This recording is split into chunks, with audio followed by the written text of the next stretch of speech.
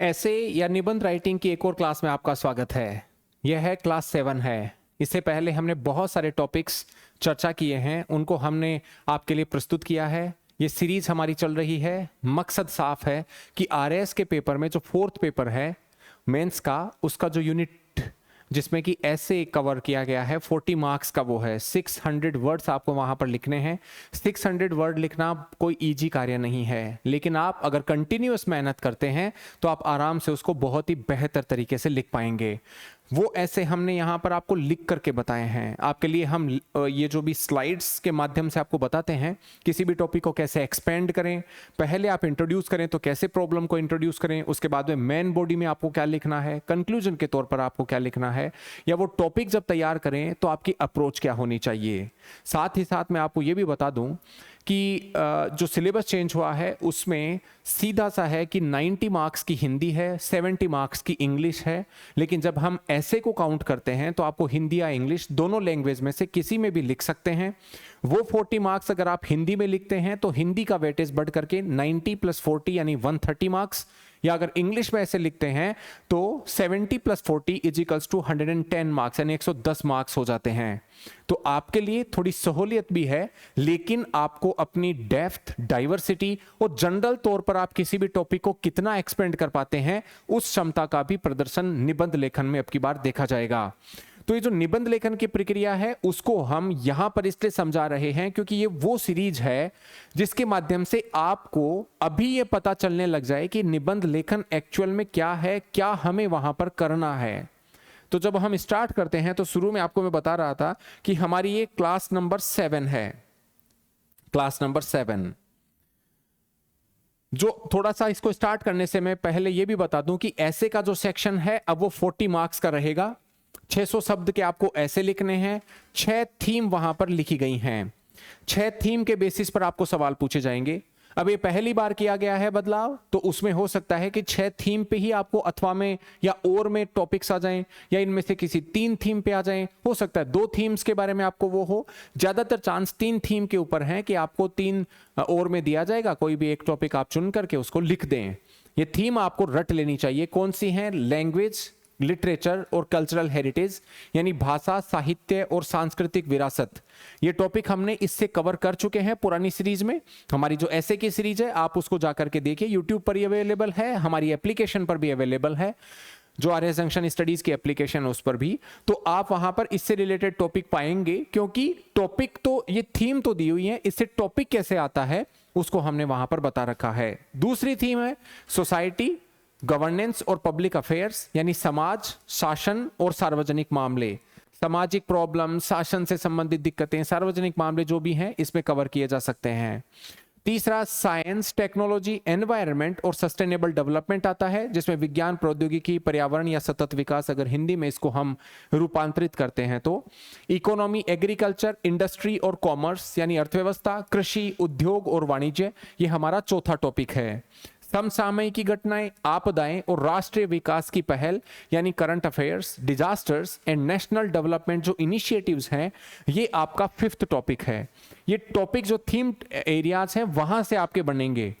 इसी तरीके से टूरिज्म, कल्चर या कंटेम्प्रेरी इशू जो हैं, यानी राजस्थान के संदर्भ में पर्यटन, संस्कृति और समसामयिक मुद्दे, यहां से भी आपके टॉपिक बनेंगे। अब जैसे मैं आपको समझा दूं, जैसे हमने अगर पुराने लेक्चर भी देखेंगे, हमने इकोनॉमी से, एग्रीकल्चर से, इंडस्ट्री से, कॉमर्स से भी टॉपिक हमने लिए हैं। आज हमने कोशिश की है कि आपको एनवायरनमेंट यानी कोई भी पर्यावरण का एक टॉपिक लें। अब देखिए ये थीम से कैसे पूछा जाएगा, तो जैसे जल संकट और कृषि की उत्पादकता, यानी वाटर क्राइसिस और एग्रीकल्चरल प्रोडक्टिविटी, इसको हमने लिया है। अभी दोनों थीम से भी हो सकता है। जैसे मान लो 2 थीम, एक में साफ लिखा गया है एग्रीकल्चर यानी कृषि, एक में लिखा गया है एनवायरनमेंट, तो थीम के एरियाज से आपके लिए टॉपिक बनेगा।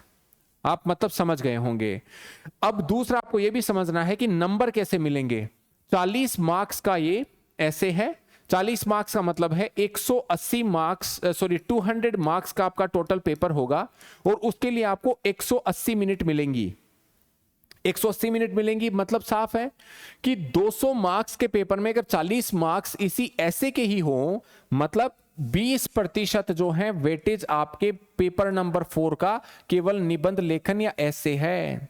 तो भैया मान के चलो आपको ये निबंध लेखन जब तक आप तैयारी कर रहे हैं तो पेपर नंबर 4 को जितना समय दे रहे हैं ना आप एग्जामिनेशन में, उसका 20% टाइम आप इस ऐसे लिखने को यूटिलाइज करेंगे, तब ही जाकर के बात बनेगी। मतलब 180 मिनट यानी 3 घंटे के पेपर में आप 20% इसका टाइम लेते हैं तो 36 मिनट आपके पास हैं इन टॉपिक के बारे में ऐसे लिखने को।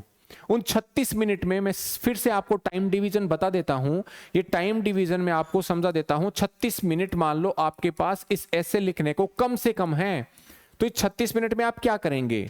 शुरू का जो 1 से 2 मिनट्स हैं उसमें आप ऐसे का जो टॉपिक है उसकी चॉइस करें, उसको चूज करें।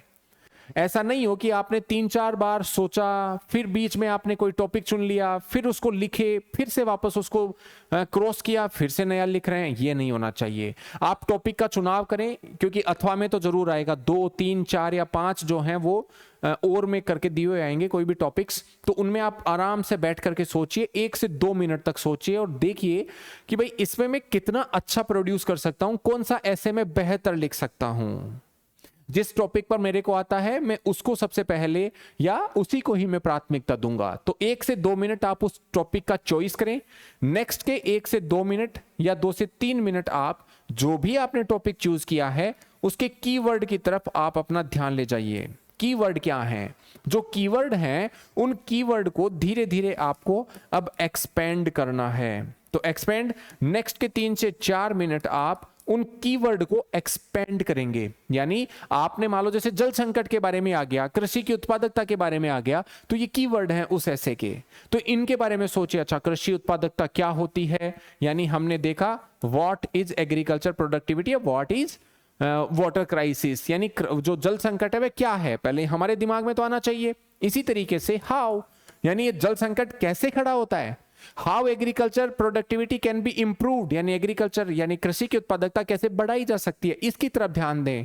Where water crisis is happening, कौन से ऐसे इलाके हैं जहां पर वाटर क्राइसिस है, या कौन से ऐसे इलाके हैं जहां पर वाटर क्राइसिस से डील करने में हमें थोड़ा इजी रहा। तो ये भी, यानी इन सवालों के वहां पर आप एक्सपेंड करते समय में जवाब ढूंढिए। इसी तरीके से for whom it has to be done, यानी किसके लिए हम कर रहे हैं। एग्रीकल्चर प्रोडक्टिविटी अगर बढ़ाते हैं तो फार्मर्स को फायदा होगा, जल संकट को हम कम कर रहे हैं तो सिटीजन के लिए जो है फायदा होगा, उनको इरिगेशन, उनको ड्रिंकिंग वाटर, इंडस्ट्री के लिए सपोर्ट, ये सब प्रोवाइड होगा। तो आपको इनके सवालों के जवाब ढूंढने हैं, तब आप जो हैं इनमें फिर बाद में जो भी आपने ये पॉइंट लिखा है उसमें आप हर एक पॉइंट का वहां पर एक पैराग्राफ बनाएंगे, कहां पर ऐसे लिखते समय, और उन पैराग्राफ में आप एक एक आइडियाज डाल देंगे। वो पैराग्राफ मैं आपको दिखाऊंगा बाद में, भी पहले भी हमने दिखाए लिख करके। तो मेरा ये कहने का मतलब है कि आप ये जो टोटल आपका समय गया ना 7 से 8 मिनट, घबराएं नहीं। आपने इन 7 से 8 मिनट में अच्छे से टॉपिक चुन लिया, टॉपिक के कीवर्ड चुन लिए, उन टॉपिक के कीवर्ड को कैसे एक्सपेंड करना है वो आपको समझ में आ गया। अब बस आपको लिखना है। तो हर मिनट में आप 20 से 22 शब्द लिखेंगे तो 28 से 27 मिनट जो आपका बचा हुआ है, पूरे 36 मिनट आपने जो मतलब टाइम अलॉट किया ना ऐसे के लिए, वो आराम से उसमें आप प्रोड्यूस कर पाएंगे। कभी भी आप इस 36 मिनट से लेस मत कर देना, क्योंकि 40 मार्क्स का ऐसे है। कई लोग ऐसे सोचते हैं ना कि भाई ऐसे में नंबर नहीं आएंगे, हम किसी और चीज में कर लेंगे। तो भैया ग्रामर का जो भी समय होता है, ग्रामर में या तो कोई चीज आपको आती है या कोई चीज आपको नहीं आती, बस इतना ही तो है। आती है तो आप तुरंत लिखेंगे, तो क्या 2 नंबर के सवाल में आप उतना थोड़ी समय देंगे प्रोपोर्शनेट में, तो आपके पास समय ज्यादा होगा। लेकिन कम से कम 36 मिनट्स लगाएं ऐसे लिखने को, एक ऐसा ऐसे प्रोड्यूस करें जो कि मतलब समझिए मार्क्स कहां से आएंगे। मैं फिर से वहीं उसी लैंग्वेज पर लेके चलता हूं। कहा क्या जा रहा है कि जो भी आप ऐसे लिखे उसमें टॉपिक के साथ में या जो सब्जेक्ट है उसके साथ में स्ट्रिक्टली रिलेवेंट होना चाहिए, यानी निर्दिष्ट जो विषय है उससे पूर्णतया वो संबंधित होना चाहिए, पूर्णतया, तब जाकर के मार्क्स आएंगे। पूछा है जल संकट के बारे में, हम बात कर रहे हैं कुछ और, नहीं बात बनेगी।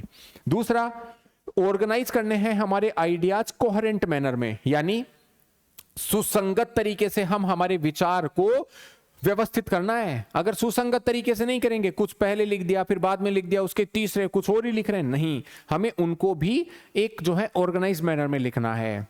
तीसरा मार्क्स कैसे आएगा, आप जो भी प्रेजेंटेशन कर रहे हैं वो प्रेसाइज होना चाहिए और ब्रेविटी के साथ में होना चाहिए, यानी सटीकता और संक्षिप्तता के साथ में भी आपको वो चीजें प्रस्तुत वहां पर करनी है। बात आती है विचारों की स्पष्टता की, संरचना की सुसंगतता की और अभिव्यक्ति की प्रभावशीलता की, यानी clarity of the thought, coherence of the structure और इफेक्टिवनेस ऑफ द एक्सप्रेशन, ये भी मेंटेन होना चाहिए, तब जाकर के आपके ऐसे होगा। तो इन चीजों को करने के लिए आपको प्रैक्टिस मांगेगी। तो प्रैक्टिस जो है हम आपकी करवा रहे हैं।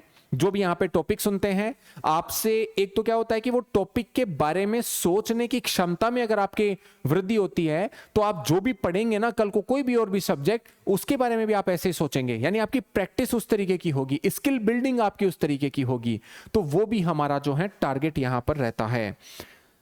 टॉपिक आप वापस से पढ़ लीजिए, जल संकट और कृषि उत्पादकता, यानी water crisis and agricultural productivity.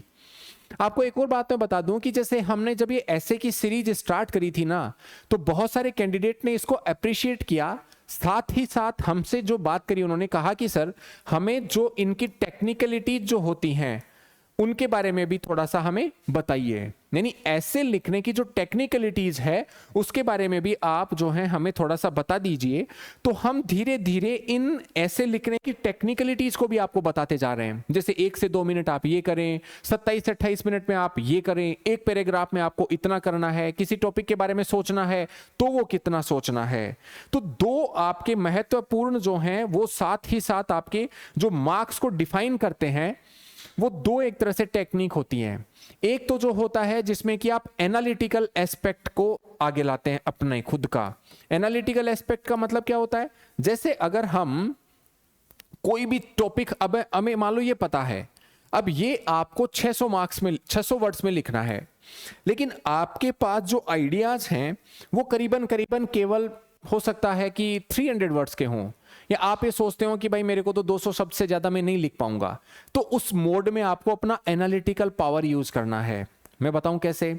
जैसे आपको पता है कि वाटर क्राइसिस जो है, कोई चीज पड़ी हुई है, अब ये वाटर क्राइसिस क्या होता है, तो मान लो आपको पहले भी पता है कि वाटर क्राइसिस को डील करने के लिए जो ट्रेडिशनल वाटर कंजर्वेशन सिस्टम है उनको भी हम बात कर सकते हैं। इसी तरीके से वाटर क्राइसिस क्यों उत्पन्न हुआ उसके बारे में बात कर सकते हैं। कौन कौन से स्टेट्स वाटर क्राइसिस से सही से डील कर सके, कौन से एरिया सही से डील कर सके उसके बारे में बात कर सकते हैं। रिवर को हम जो लिंकिंग के प्रोजेक्ट हैं उनके बारे में भी आप वहां पर बात कर सकते हैं। यानी अपने दिमाग को घुमाओ वहां पर बैठे बैठे कि ठीक है मेरे को तो भले ही चाहे नहीं आता हो, लेकिन मैं काफी जनरल बातें करूंगा वहां पर। मैं ऐसी ऐसी बातें करूंगा कि जल संकट क्यों है, कहां से आया, मानसून से इसका क्या रिलेशन है, जलवायु परिवर्तन से इसका क्या रिलेशन है, जल संकट से भारत की इकोनॉमी को क्या नुकसान हो सकता है। तो ये सारे दिमाग में तो आपके है ना। एनालिटिकल बात में जाना है, एनालिटिकल बैठ के सोचते जाइए, लेकिन वहां पर रिपीटेशन ना हो। आप ये ना करें कि एक ही चीज को घुमा फिरा करके तीसरे पैराग्राफ में ले आए, तीसरे चीज को चौथे पैराग्राफ में ले आए। दूसरा एक अप्रोच हम कहते हैं जिसका नाम है सिंथेटिकल। अब सिंथेटिकल का मतलब क्या है, ये सिंथेटिकल का मतलब ये है कि भैया आपको तो ऐसे लिखना 600 वर्ड्स का, आपको आ रहा है कि भैया 2000 शब्द लिख दे, 2500 शब्द लिख दे तो भी लिखते ही जाएं। लेकिन वहां पे फिर जो है आपने देखा होगा प्रेसिशन बहुत काम आता है। जो भी आपको आता है उन आइडियाज को कंप्रेस करें, उन आइडियाज को आप 2 आइडियाज को एक पैराग्राफ में डालने की कोशिश करें, क्योंकि आपको तो बहुत कुछ आता है। तो उस आइडिया को जब आप एक्सपेंड करते हैं ना, तो आप कोशिश करें वो 2 आइडियाज 3 आइडियाज 4-5 लाइन में ही जो है वो आ जाएं। तो उससे भी आपको 600 मार्क्स में, अदरवाइज आप क्या करेंगे 300-400 शब्द का इंट्रोडक्शन ही लिखते जा रहे हैं, या फिर कंक्लूजन लिख रहे हैं, तो उसके लिए तो आपके पास स्पेस ही नहीं बचा। इंट्रोडक्शन लिख दिया, मेन बॉडी आपने इस तरीके से लिख दी कि भैया न तो पूरा हम वहां पर लिख पाए और न कंक्लूड कर पाए। तो ये दोनों दिक्कतें हम कैसे आगे भी दूर होंगी इसको भी बताएंगे, लेकिन आपको ये 2 ध्यान रखना है कि एनालिटिकल और सिंथेटिकल 2 मैनर में आपको चलना है। Analytical it means we have an idea, we try to expand it, and synthetical में we have multiple ideas, we try to consolidate them. यानी हमें मल्टीपल आइडियाज है लेकिन हमने एक ही चीज में उसको कंसोलिडेट किया। तो चलिए टॉपिक के बारे में सोचें। तो सबसे पहले मान लो वाटर क्राइसिस है, उसके बारे में जैसे मैंने आपको बताया इन एस्पेक्ट में आप सोचेंगे। दूसरा एग्रीकल्चरल प्रोडक्टिविटी के बारे में भी, और ये वो समय है जहां पर मैंने आपको बताया था ना 1 से 2 मिनट टॉपिक चूज कर लिया, यानी ये टॉपिक अब आपने चूज कर लिया तो नेक्स्ट के 5-6 मिनट आपको इसमें सोचना है। तो जैसे जल संकट के बारे में सोचा, ऐसे ही एग्रीकल्चर प्रोडक्टिविटी के बारे में सोचिए कि एग्रीकल्चर प्रोडक्टिविटी क्या होती है, क्यों हम जो है एग्रीकल्चर की प्रोडक्टिविटी को इंप्रूव करना चाहते हैं, फूड सिक्योरिटी से इसका क्या लेना देना है, किसानों की आय से इसका क्या लेना देना है, फूड प्रोडक्टिविटी बढ़ती है तो हमारी जो जनसंख्या का विस्फोट है उससे इसका क्या लेना देना है, बाहर अगर हम निर्यात की अपॉर्चुनिटीज बढ़ाते हैं तो उससे क्या लेना देना है, क्लाइमेट चेंज से डील करने में एग्रीकल्चर प्रोडक्टिविटी कैसे हमारा साथ दे सकती है, ये सब जो है आपको ध्यान रखना है। उसके बाद में मार्केट में अगर आप एग्रीकल्चर की प्रोडक्टिविटी को बढ़ाते हो तो हम मार्केट को भी कैसे एक्सपेंड करें। यानी कई बार क्या होता है कि जैसे कोई भी कमोडिटी तो बन गई, कमोडिटी हमने प्रोड्यूस तो कर ली, लेकिन वो शॉर्टेज में आ जाती है ऑफ सीजन में, तो उसका प्राइसेस कैसे, कई बार जैसे टोमेटो, पोटैटो और ओनियंस या फिर अन्य जो सब्जियां हैं, फ्रूट्स हैं, वो शॉर्ट सेलिंग में होते हैं, तो उनके कारण जो है डिमांड तो उतनी है लेकिन सप्लाई कम हो जाती है, तो प्राइसेस काफी उछाला जाता है। तो ये अगर एग्रीकल्चर प्रोडक्टिविटी हमने बढ़ाई तो सीजनल जो फ्लक्चुएशन है प्राइसेस में, वो भी तो हम आराम से उसको कंट्रोल कर पाएंगे। तो ये तभी कर पाएंगे जब हम एग्रीकल्चर की प्रोडक्टिविटी को इंप्रूव करें। आपको तो ये भी पता है ना कि भाई सॉइल की जो एक उत्पादकता है उसका भी नुकसान हो रहा है। इवन जो सॉइल अवेलेबल थी हमारे पास, वो सॉइल अब कम होती जा रही है, कई जगह पर बंजर भूमि हो रही है, फैलो लैंड, ये जितने भी हैं वो बढ़ती जा रही हैं इंडस्ट्री को देने में, आदमियों के रहने के लिए। आप आजकल देखिए हर किसी ने किसी मकान, जो उसका जो फार्म है उसमें कोई ना कोई मकान बना हुआ है, तो इतना सारा स्पेस कृषि के लिए कम हो गया। तो हमें एग्रीकल्चर प्रोडक्टिविटी की तरफ ध्यान देना होगा। वाटर क्राइसिस के टाइम में जहां पर इरिगेशन कम है या मानसून के ऊपर डिपेंडेंट रहना पड़ रहा है, तो भी तो वहां पर एग्रीकल्चर प्रोडक्टिविटी काम आएगी। तो सारे आपके आइडिया जो हैं आपने लिख लिए। तो मैंने जो आपको बताया था ना, why, where, how, what, for whom and all that aspect आपने वहां पर कवर कर लिए। तो ये शायद आपको एक आइडिया समझ में आ गया होगा कि इस टॉपिक में हम क्या करने वाले हैं। फिर एक शब्द जो इनको जोड़ना है वो है और, यानी हमें इन दोनों को एक तरह से साथ में क्लब करके चलना है कि जल संकट और कृषि उत्पादकता दोनों को हम कैसे साथ एस्पेक्ट में साथ लेकर के चलें, कि कृषि उत्पादकता को हम अगर लाना चाहते हैं तो हमें जल संकट से निजात पानी होगी, जल संकट ही हमें कृषि उत्पादकता की ओर ले जाएगा। ये एस्पेक्ट यानी दोनों का कॉम्बिनेशन, और उसके हिसाब से हम चलें। तो चलिए स्टार्ट करते हैं। तो हमने ये आपको दोनों लैंग्वेज में, चूंकि हम बात करें ना, इंग्लिश और हिंदी दोनों लैंग्वेज में ही आएगा।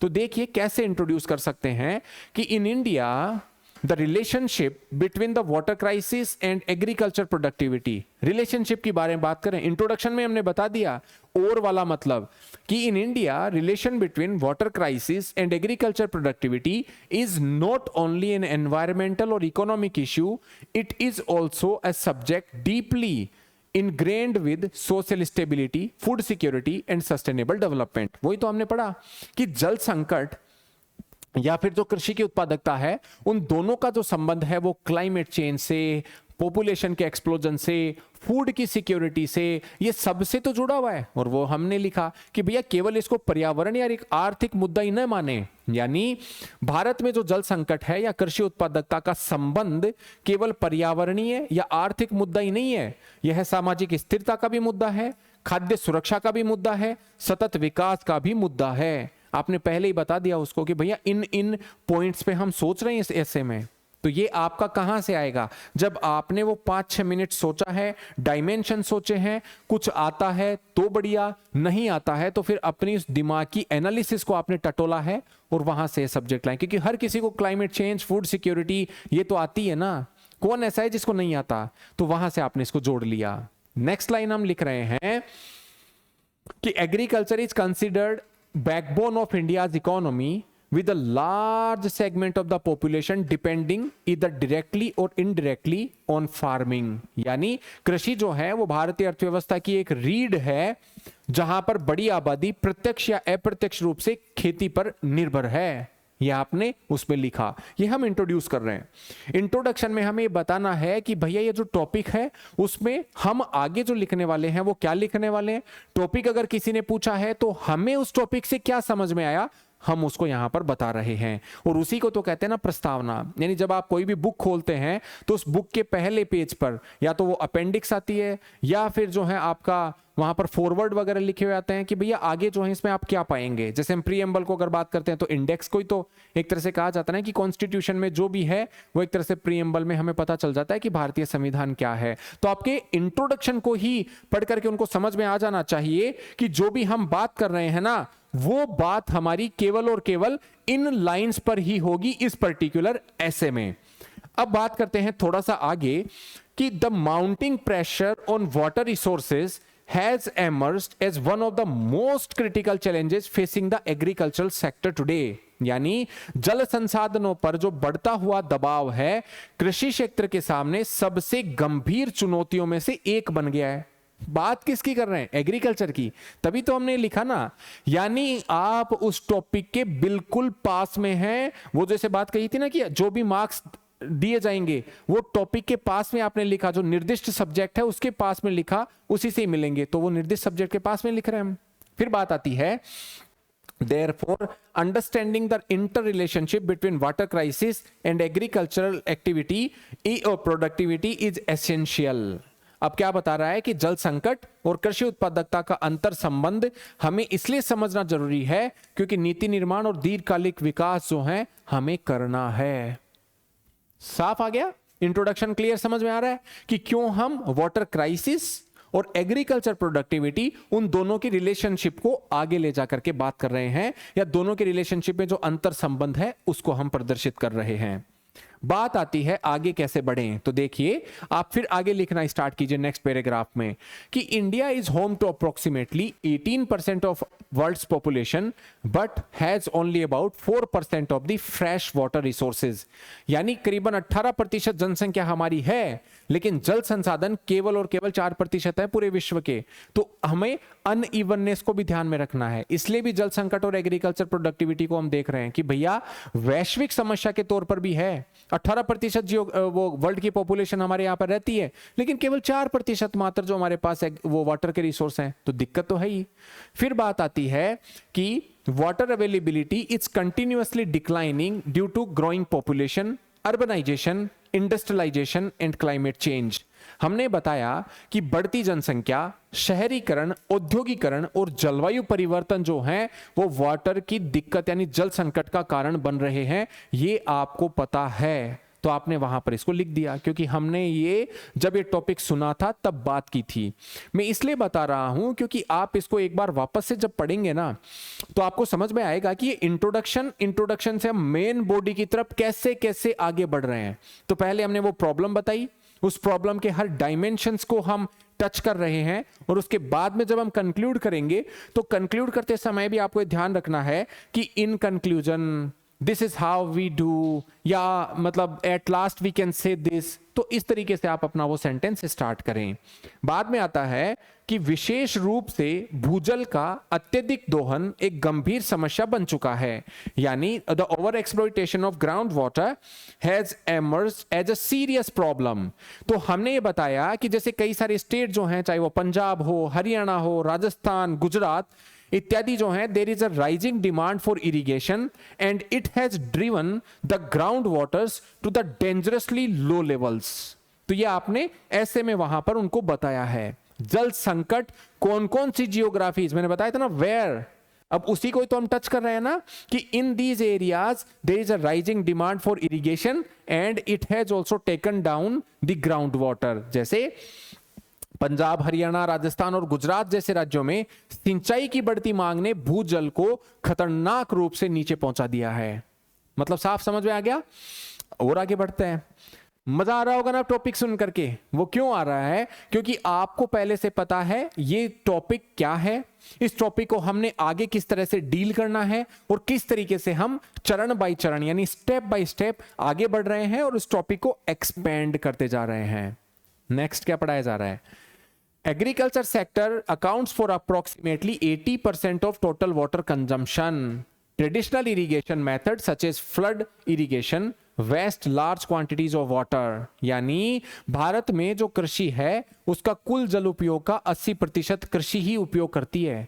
और जो पारंपरिक सिंचाई की जो पद्धतियां होती है ना, जिसमें हम जैसे मान लो धोरों से जो पानी देते हैं इत्यादि के जल की मात्रा बहुत ज्यादा उसमें व्यर्थ होती है।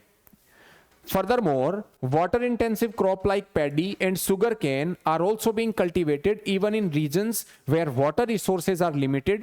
Consequently, the water crisis is deepening further. यानी जो भी हम गन्ना या धान की जो फसलें होती हैं उनको उन क्षेत्रों में उगा रहे हैं जहां पर जल संसाधन सीमित है। तो भैया जल संसाधन सीमित होगा, वहां पर हम इतनी बड़ी क्रॉप्स उगाएंगे जिनको और ज्यादा पानी चाहिए, तो जल का संकट तो होगा ही। तो जल संकट और कृषि ये दोनों को हम जो हैं साथ लेकर के चल रहे हैं। उसका संबंध क्या है उसी को ही हम और विस्तार से वर्णित आपके सामने कर रहे हैं। शायद ये आपको सही तरीके से समझ में आ रहा होगा।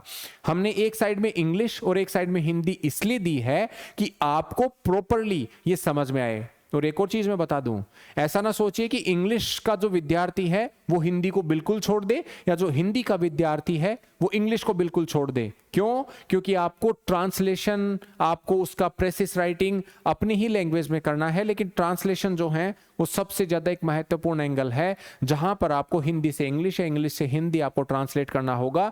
तो ये बहुत ही अच्छा एक तरह से एग्जाम्पल है जहां पर इधर हिंदी में लिखे हुए शब्दों को आप एक तरह से वहां पर इंग्लिश में ट्रांसलेट होते हुए देख रहे होंगे। अब बात आती है नेक्स्ट, इसमें लिखा गया है कि जो वाटर क्राइसिस है ना has a direct impact on agricultural productivity. When there is an adequate irrigation and if it is not available, then crop growth will be hindered, production will be declining and farmers' incomes will decrease. कहा गया है कि अगर जल संकट है तो कृषि उत्पादकता पर इसका सीधा प्रभाव पड़ता है, क्योंकि जब पर्याप्त सिंचाई ही अवेलेबल नहीं होगी तब फसलों की ग्रोथ भी तो प्रभावित होती है ना, उनसे उत्पादन भी तो घटता है, किसानों की आय भी तो कम होती है ना। ये ऐसा जो है वो अनियमित वर्षा, सूखे और तापमान में वृद्धि जब है तो उन चुनौतियों को तो और भी जटिल बना देता है। यानी climate related challenges such as erratic rainfall, droughts and rising temperatures will also complicate the situation. ये हमें सब पता है भैया, हम सब जानते हैं, बारिश जानते हैं, सूखा जानते हैं, लेकिन उनको रिकॉल नहीं कर पाते हैं। रिकॉल करना है। ये समझिए कि जब आपने रिकॉल करने की ताकत डेवलप कर ली तो आप समझिए वो एनालिटिकल एस्पेक्ट में आप चले जाएंगे। एनालिटिकल जो मैंने दो तरीके बताए थे ना, एनालिटिकल और सिंथेटिकल, तो उस एनालिटिकल में चले जाएंगे आप। यानी आपको छोटे छोटे बिंदु पता है, बस उनके बारे में आपको लिखते जाना है। यही तो लिखने की है। अगर मैं आपको मान लो इस ऐसे को वो सिंपल समझा करके चला जाता, इस तरीके से लिख करके नहीं लाता ना, तो आप जो है वो टॉपिक को एक्सपेंड कैसे करना होता है वो नहीं समझ पाते। लेकिन अब आपने वो समझ लिया, क्योंकि आपको पता है इंट्रोडक्शन में क्या दिया, धीरे धीरे जो मेन बॉडी है उसमें हम क्या लिख रहे हैं। फिर क्या लिखा जा रहा है कि in regions heavily dependent on monsoon, uneven rainfall also leads to significant fluctuations in crop production and that negatively impacts our food security. यानी उदाहरण के लिए जो मॉनसून है ना उस पर भारी जो मतलब निर्भर जो क्षेत्र हैं, वर्षा की असमानता फसल उत्पादन में भारी उतार चढ़ाव पैदा कर देती है और ये खाद्य सुरक्षा को भी एक नकारात्मक दृष्टि से प्रभावित करती है। बात आती है आगे, तो लिख रहे हैं कि जल संकट केवल उत्पादन तक ही सीमित नहीं है, यह कृषि की लागत को भी बढ़ाता है। तो हमने पहले किसकी बात कर ली थी, इन सारे टॉपिक को हमने कवर कर लिया था। अब हम कृषि लागत को भी बता रहे हैं कि भैया वाटर जो क्राइसिस है is not limited only to the production, it drives up the agricultural costs. क्योंकि जब किसान भूजल निकालने के लिए अत्यधिक गहराई तक बोरवेल खोदेगा या पंपिंग का इस्तेमाल करेगा तो उसमें ज्यादा उपयोग ऊर्जा का होगा, तो उत्पादन की लागत भी बढ़ेगी, उसको बार बार से बोरवेल भी कराना पड़ेगा। That is why it is written that when farmer dig deeper borewells to extract ground water और consume more energy for pumping, production cost will rise. ये तो आपको भी पता है ना। इसी के साथ छोटे और जो सीमांत किसान हैं उनके लिए स्थिति विशेष रूप से और चुनौतीपूर्ण हो जाती है, जिससे ग्रामीण गरीबी या कृषि का संकट भी बढ़ जाता है। यानी this situation is particularly challenging for small and marginal farmers particularly exacerbating the rural poverty and agricultural crisis। सामने समझ में आ रहा होगा अच्छे से। ये वो चीजें हैं, गरीबी क्या आपको नहीं पता क्या? वाटर क्राइसिस नहीं पता, मॉनसून की स्थिति नहीं पता, सूखे की स्थिति नहीं पता, ट्रेडिशनल वाटर हार्वेस्टिंग नहीं पता, आपको कृषि की जो इनकम है वो नहीं पता, ये सब आपको पता है, लेकिन बस उनको आपको जगाना है। वो जो बैकग्राउंड में आपके वो नॉलेज पढ़ा ना, उसको फ्रंट पर लाना है। तो ये काम हम कर रहे हैं इस ऐसे की सीरीज के माध्यम से। जब हम नेक्स्ट के बारे में बात करते हैं तो यहां पर जो है बताया गया है कि a solution to this challenge, हमने सॉल्यूशन की ओर अब हम प्रग्रसित हो रहे हैं कि it is possible when water management is approached from a scientific and sustainable perspective.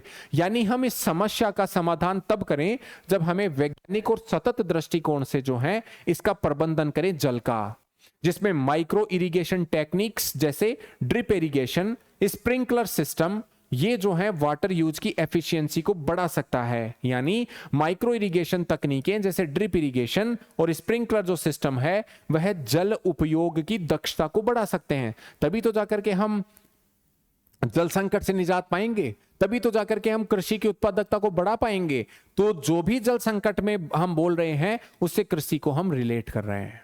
फिर बोला जा रहा है कि crop diversification is also a crucial measure through which farmers can be encouraged to cultivate efficient crops such as pulses, coarse pulses and cereals and oil seed। जैसे फसल का जो विविधीकरण है ना, उसमें किसान कम जल वाली फसलें जैसे दाल हुई, मोटा अनाज हुआ, तिलहन हुआ, उसकी तरफ भी जा सकता है। इसी के साथ water harvesting, pond construction and watershed development also can be instrumental to augment local water availability. यानी वर्षा का जल का संचयन, तालाब के निर्माण, जल का ग्रहण इत्यादि भी जो है वो स्थानीय जल उपलब्धता बढ़ाने में सहायक होगा।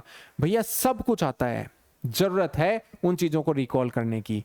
यानी वाटर का संकट है, वाटर संकट को हम सुधार कैसे रहे हैं? इन टेक्निक के माध्यम से तो सुधार रहे हैं कि भैया माइक्रो इरिगेशन के टेक्निक अगर हम अपना लेंगे तो कृषि की भी उत्पादकता होगी। जहां पर प्लांट को पानी चाहिए वहीं पर मिलेगा, सूखा नहीं होगा तो प्लांट अपने आप बढ़ेगा, प्रोडक्टिविटी बढ़ेगी। लेकिन उसी के साथ में वाटर जो वेस्टेज होता है उससे भी हमें निजात मिल जाएगी। तो यही तो वो बात है जो कि आपको ऐसे लिखने समय ध्यान रखनी है। इससे पहले जैसे हमने मान लो आर्टिफिशियल इंटेलिजेंस का टेक्नोलॉजी में इस्तेमाल, प्रशासन के टॉपिक, अन्य जो टॉपिक यूज किए थे वो आपके सामने जो लाए, उसमें भी तो हमने इसी टेक्निक को अपनाया था। जो भी सोचें अच्छा सोचें, बेहतर लिखें। फिर बात आती है कि कंक्लूजन में कैसे लिखें। तो लिखें कि schemes launch by the government like Pradhanmantri Krishi Sinchai Yojana and Atal Bhujal Yojana are significant steps towards promoting water conservation and efficient irrigation. यानी सरकार द्वारा जो की गई योजनाएं हैं जैसे प्रधानमंत्री कृषि सिंचाई योजना, अटल भूजल योजना, यह जल संरक्षण और कुशल सिंचाई को बढ़ावा दे रही हैं। Awareness among farmers and community participation can also play a major role। यानी किसानों में जागरूकता और सामुदायिक जो भागीदारी है वह भी इन संरक्षण में महत्वपूर्ण भूमिका निभा सकती है। तो ये जो हम बता रहे हैं ना, ये हमने पूरा का पूरा वो बॉडी अब तक लिख ली है। ऐसे हमने पूरा बता दिया कि इस तरीके से ये किया जा सकता है, ये सरकार के द्वारा किया जा सकता है। अब लास्ट में अपन कंक्लूजन लिख दें। तो कंक्लूजन में जैसे मैंने बताया था कि जैसे अंततः है, यानी अल्टीमेटली, इस तरीके के शब्द, एट लास्ट, इन कंक्लूजन, इस तरीके के शब्दों का आप इस्तेमाल करें जो कि किसी भी रीडर, यानी जो आपकी कॉपी भी चेक कराना, उसको बता देगा कि अब जो है ये ऐसे का कंक्लूड कर रहा है। तो the nexus between water crisis and agricultural productivity is inextricably linked to the future of India's development. यानी जल संकट और कृषि उत्पादकता भारत के विकास के भविष्य से भी जुड़ी हुई है। यदि जल संसाधनों का विवेकपूर्ण और न्याय संगत उपयोग सुनिश्चित नहीं किया गया तो कृषि उत्पादन, ग्रामीण आजीविका और खाद्य सुरक्षा सभी प्रभावित हो जाएंगे। अगर इसको इंग्लिश में देखें तो if the prudent and equitable utilization of water resources it not ensured, agriculture production, rural livelihood and food security will be adversely impacted. समझ में आ गया होगा? ये तो सीधा साधा आपका बात है। इसी तरीके से therefore it is imperative to prioritize water management through a combination of policy, technology, community participation. यानी नीति, तकनीक और सामुदायिक सहभागिता के माध्यम से जल प्रबंधन को हम प्राथमिकता दें, तभी भारत जल सुरक्षित और एक कृषि संपन्न राष्ट्र बन सकेगा। यानी only then India can become a secure and agriculturally prosperous nation. तो हमने ये जो ऐसे है एक ऑप्टिमिस्टिक नजरिए पर खत्म किया, यानी अगर हम ये कर पाएंगे तो भारत का ये स्वरूप हम वहां पर प्रदर्शित करेंगे। तो ये ही आपका ऐसे है, इसी तरीके से आपको लिखना है। अगर आपको किसी और मैटर पे चाहिए तो आप हमसे कमेंट करिए, हमारे जो एप्लीकेशन पर या यूट्यूब पर आप कमेंट करके हमें बता सकते हैं कौन से टॉपिक पर आपको और ज़्यादा बात करनी है। इसमें कोई अगर नहीं समझ में आया तो भी आप हमें बता सकते हैं, लेकिन ये सीरीज आपके उस ज्ञान को टटोलना है जहां पर इसका मकसद ये है कि आप लिखने बैठें थोड़ा बहुत और अपनी क्षमताओं में संवर्धन करें। आज के लिए इतना ही। अगर अच्छा लगा तो लाइक और सब्सक्राइब करें। Thank you very much.